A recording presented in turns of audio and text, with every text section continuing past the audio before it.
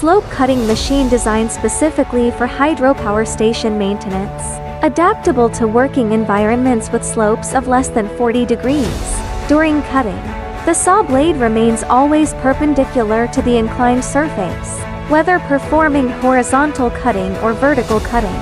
It can stably complete the required tasks. The machine is equipped with ramp limiting and locking anti-slip functions, ensuring stability when working on slopes, and preventing the risk of sliding.